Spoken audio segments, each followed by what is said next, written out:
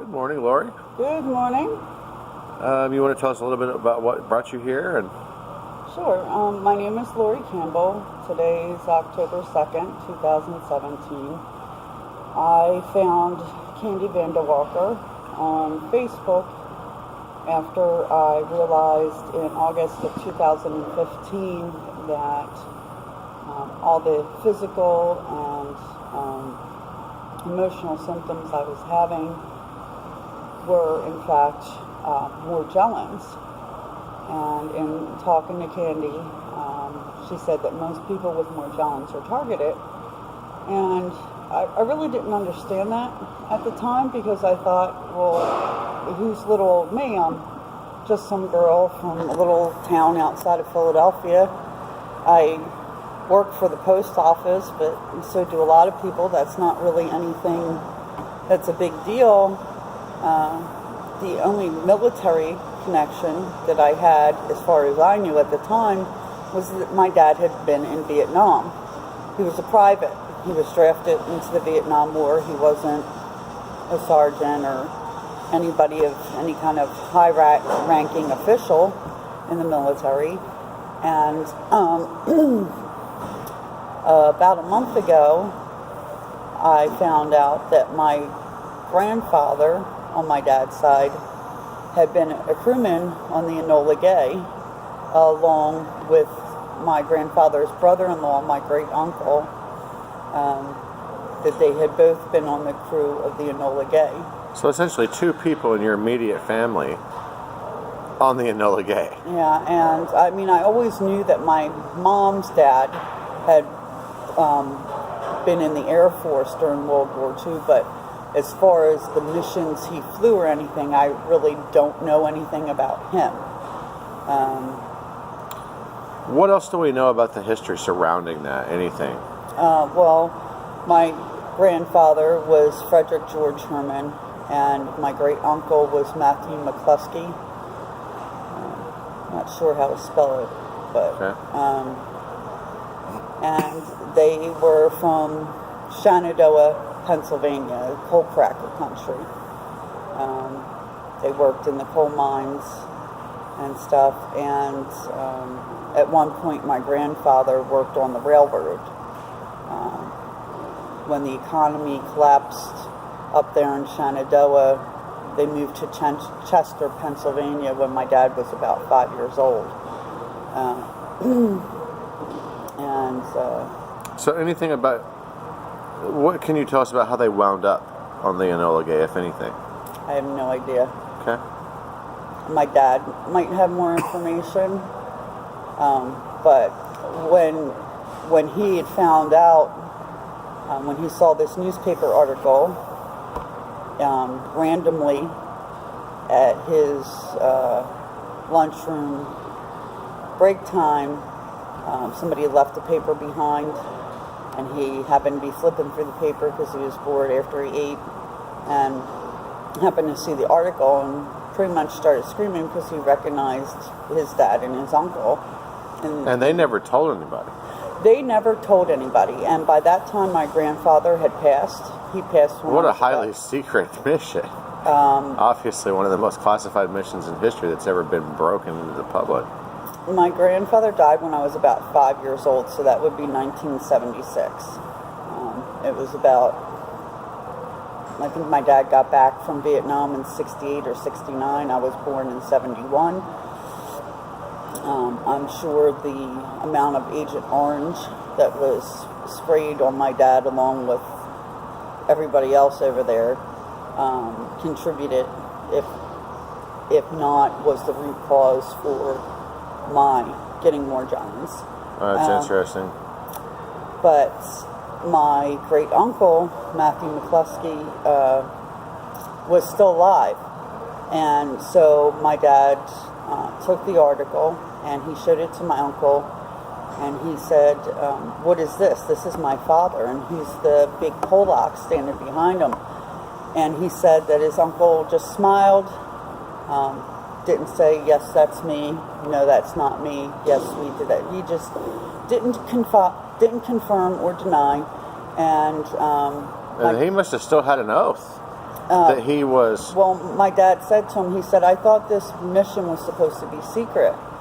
And he said, well, Freddie, you know this damn freedom of information that's going on around nowadays.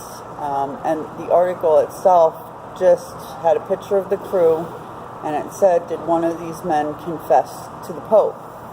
Did one of these crew members of the Enola Gay confess to the Pope? Oh, that's an interesting twist. And it's literally just the little picture, like the little picture with the little blurb under it.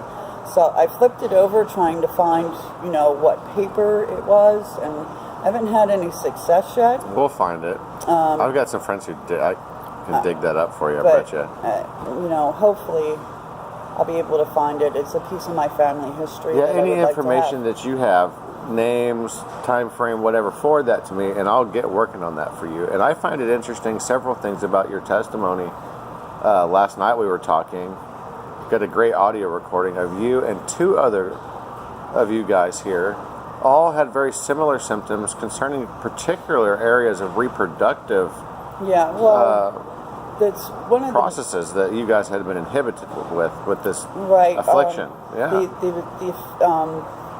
In our three particular cases, our body doesn't make enough or doesn't make even close to the proper amount of progesterone, which a woman needs to complete pregnancy. Progesterone is used when the egg attaches to the uterine wall, and it helps the egg hold on and thrive and survive. And without that progesterone, the egg will detach and you'll lose the baby. So one of the things that I say about morgellons is it's not just a skin disease. It's far from that. By the time the skin symptoms show up, you've been sick a long time. The very first thing this disease does is it goes in and attacks your endocrine system. It hits all your hormones. It thrives off of that. I have liver and pancreatic lesions. I have a mass on my left adrenal gland. And from what I understand, the hormones in your adrenal glands monitor or affect your flight response. And the morgellons entity, pathogen, whatever you want to call it, thrive on that hormone and the energy that it produces. So I've met a lot of you guys that have adrenal problems, endocrine problems all the way around. Their glands are messed up, Yeah. But and in my own family, like once you kind of start putting the pieces together, there's many different forms of morgellons. To me, it's an umbrella term for many different symptomologies that are expressed in the body, usually as the lesions, the fibers, these other things, but it's more than just one thing, in my opinion. Yeah, the fungal component to me is cancer. I've seen that in my family with thyroid, uterine, ovarian, and breast cancer. The bacterial form to me is like Alzheimer's, ALS, MS, Parkinson's, Bell's palsy, and I've seen that in my family. The viral component would be more like an HIV, an AIDS, a hepatitis, something a autoimmune. There's always the parasitic aspect of morgellons, and I think like Harold Kutzvella said that it's the fungus that it then attracts the parasites. It's designed to do that, and good Lord, that's what it does. And so it's just like layers of an onion. Some people I call them lucky because they only get one form of the morgellons. They don't get the whole bowl of nuts, so to speak. They only get cancer, or they only get Alzheimer's, and they receive a diagnosis, and sometimes they're helped by medicine, most of the times they're hurt by medicine. But they have validation, they have a diagnosis, nobody tells them they're crazy, nobody tells them that they're causing their own symptoms. Sure. So it's a really difficult disease, especially when you're somebody that really never went to the doctor. Like, unless you broke your arm or well, in or your cut case, yourself and in like had to many get cases, stitches. you were talking about how you went to the doctor so many times with an incorrect diagnosis repeatedly, repeatedly, and including surgery. Yeah, I have. And other things that you had. I mean, this is something that most people, when you hear this, you can't really relate to that. You can't. No. To this, that's a lot for somebody to go through. It is a lot, and most people probably would have given up and listened to the doctors. If I'd listened to the doctors, like I said when we were speaking last night, I had 5 surgeries in 8 months in 2015 that started out with a DNC from thickened uterine lining that was about 1.5 inches thick that grew back within a month, and I was told that I had complex hyperplasia cells, and they were changing. They weren't cancer yet, but they were changing pretty quickly, and that I would need to have a hysterectomy. And that was the next surgery. That was in February of 2015. That was supposed to take care of all the problems that I had been previously that started in April of 2014. I had a complete change in bowel, bladder, and menstrual habits, and was having tremendous pain. Eating, not eating, I would get an electrical shock that would go from in between my breast all the way down straight through my vagina and my anus, and it felt like white hot lightning. It literally felt like somebody just opened up a cord that was plugged into a wall and would just zap you with it. It was really tremendous.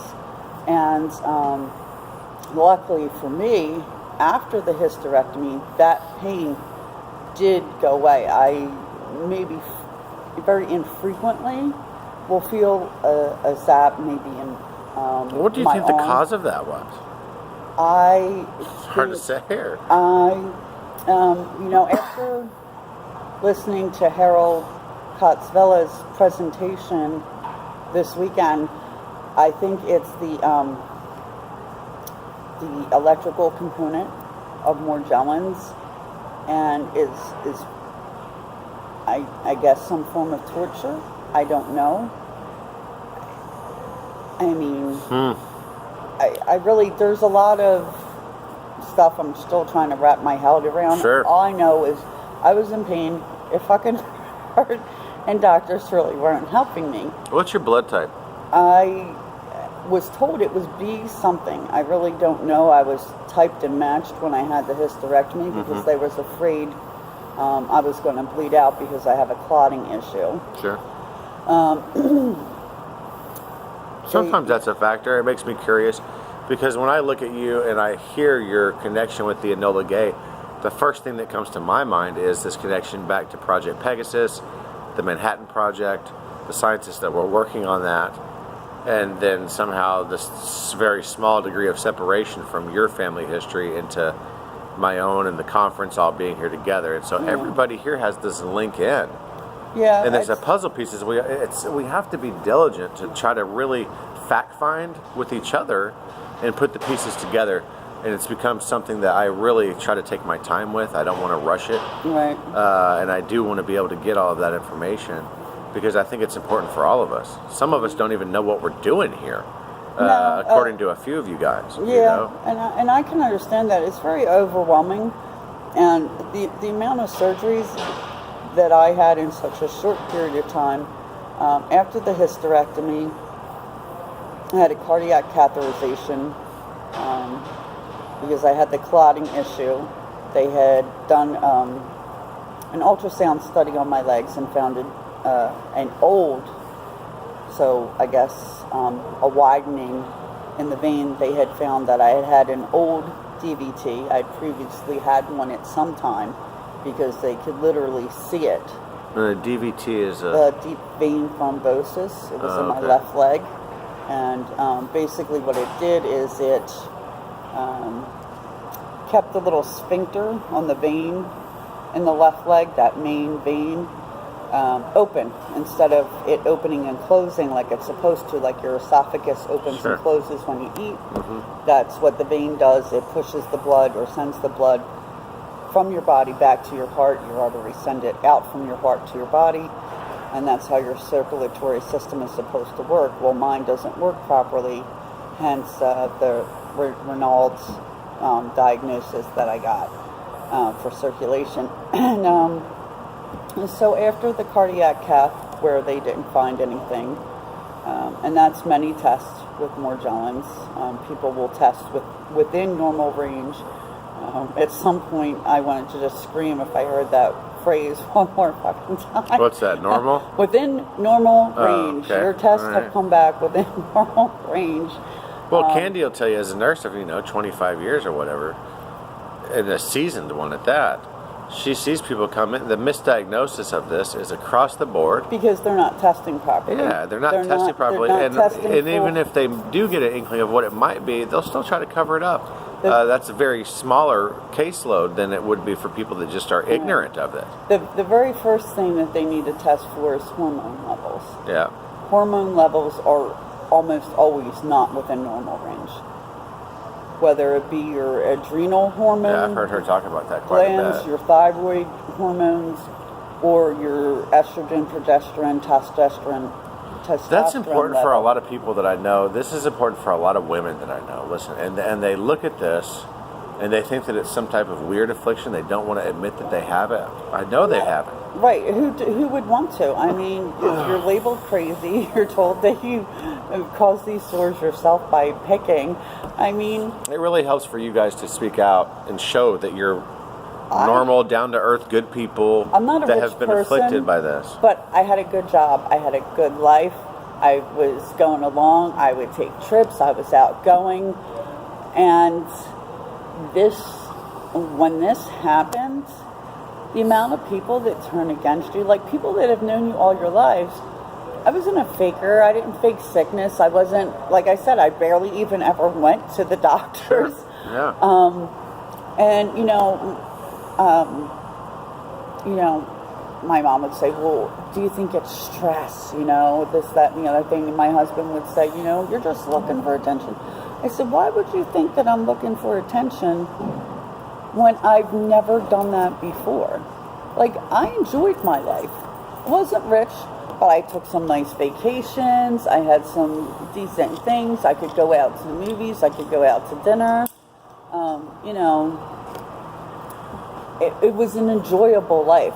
It was by no means glamorous, but I was happy. Point being, you get afflicted by something like this, and you seem like you don't have it all together. You seem like nobody would make this shit up. First of all, my imagination is not that good, and second of all, you lose a lot of people that you're close to. Like, it's just really devastating. And I'm still lucky that I have my parents that while they don't quite understand or can't wrap their head around things, they at least love me. How old are you? Me, I'm 45. I'll be 46 in December. That's a really close age to a lot of the women here, in fact. Right. Or there's a within 5 years, you're all right there. Right, and I see it, like I can see it in my niece. At the heart of it, I think morgellons is an accelerated aging process to get us out of the way quicker. Symptoms that I'm experiencing, my 20-year-old niece is experiencing, and my mom's experiencing in her 70s. So what my mom's experiencing in her 70s, I'm experiencing in my mid-40s, and my 20-year-old niece is experiencing. We all have this little patch on our thigh. Mine comes and goes, theirs stays. And my mother's primary doctor told her that it is a sign of inflammation. It is an ANA marker. A big part of morgellons or health issues in general is inflammation. Inflammation of the skin, inflammation of the veins, inflammation of the liver, organs, whatever. And I think it's your body's natural response trying to protect itself, but in the same time it causes problems. How has the clearing protocol helped you with all of that? To be honest, I know the energy clearing protocol works because I did it with another member of the group for somebody else that is severely afflicted and targeted. And I had a horrible Bergsomer reaction that day and the whole rest of the day. So when I start doing it for myself, I'm going to go very slow. Oh, you had a reaction from doing it from someone else? For someone else. It's possible. Yeah. We put her When you do it, picture... you need to drink a lot of water. Yes. Yeah. When you do yours, start out with your gland systems and organs. I would not do them all at once. Yeah, I'm not going to. I think I'm going to do one page at a time. Because some of them, go one page. Because some of these guys, they'll go to sleep for a couple of days, just they cannot get out of bed. Yeah, see, I can't really do that because when I had those surgeries... And then they're running after that, they're like literally out jogging. Yeah. Like, what the hell happened to me? The 8 months that I was out of work having all these surgeries, as you can imagine, even with good insurance, the medical bills mounted up. Sure. It was about $17,000 in co-pays. So, I really don't want to be out of work again. I don't want to miss days. God, that's a lot. That's what you owed. That's what I owed. That was Good my grief. portion. That's a lot of surgery. What was if you don't mind, how much was your total medical bills? I have no Look at idea. the establishment feed on this as well. Yeah, well, the greedy people make money off of it. Unbelievable. I don't think it's money about money at the heart of it. I think it's about control. If they control your air that you just breathe, a bonus for them. Right, it is a bonus for them. If they control the air that you breathe and the water that you drink and the food that you eat and your whole environment, they have you. I think at the heart of it, the 1% know that if the 99% were to raise their love and vibration and the collective consciousness, that regardless of whatever weapons they have, 99% is a pretty big odds to defeat. Oh, no, it's true, yeah. We're going to get them. We would have them. We're getting them. We're going to get them. They know that they need that control. They need to have the ability to, spray whatever chemicals. What we found out is the system that they have, this artificial intelligence that is involved in this system that monitors human health, emotion, feeds on these things, is ultimately designed in such a way that once we apply our resonance to it in the proper function in the proper ways, it's like an Achilles heel. There's nothing that it can do. It's hardwired into this system, and we will be prevalent over that. We will take this thing in the end. Yeah. So we're just now really starting to fight as a whole, and people are waking up. Yeah, even people that just would never question stuff before. Oh yeah. Especially with the chemical spraying in the sky, what people refer to as chemtrails. I mean, people can say that they're contrails all they want, but this is ridiculous. Planes don't fly. Those are straight up brainwashed zombies. I hate to say it like that. Or people purposely trying to perpetuate that the rest of us are conspiracy theorists and crazy. But planes don't fly in an X formation. They don't make an X. No, anybody can go. Chemtrailing operations is a big ball of wax, but having personally infiltrated chemtrail operations myself, and collected the testimonies of local law enforcement, firemen, police officers, and gotten the video, the pictures, been in the planes, and everything that goes with that, it's just something that it's probably beyond the scope of our conversation. What's the deal? It's a multi-arrayed system with many different applications. It's not just. I've seen chemtrails come and help people in a bioweapons attack.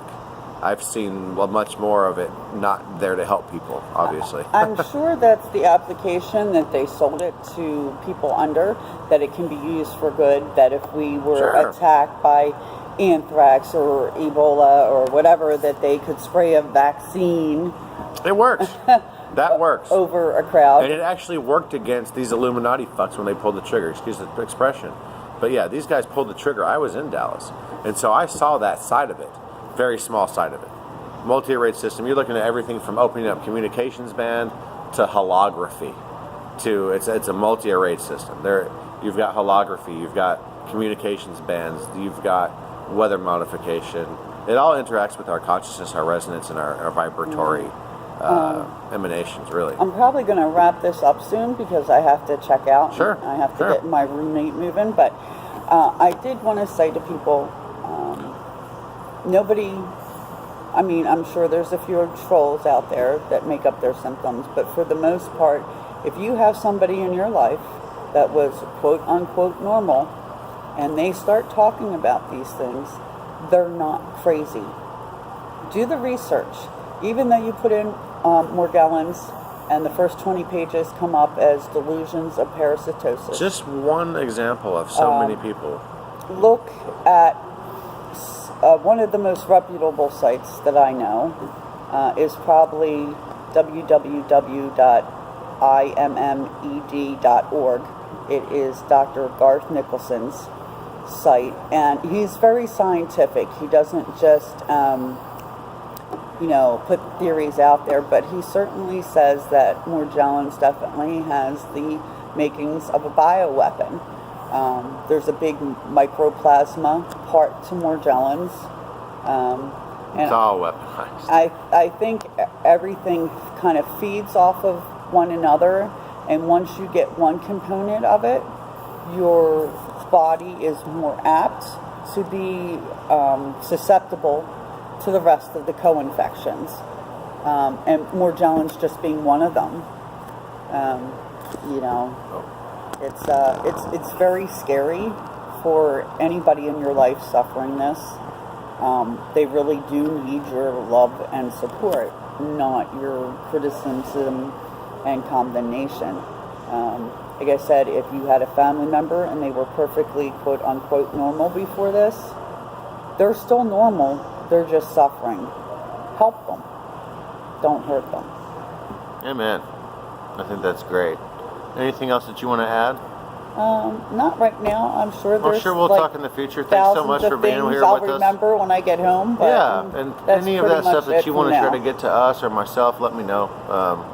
And thank you for being here at the conference, Laura. It was good to have you and fascinating testimony with you in a lot of different ways. So we'll talk to you again. All right. Thank you. You're welcome.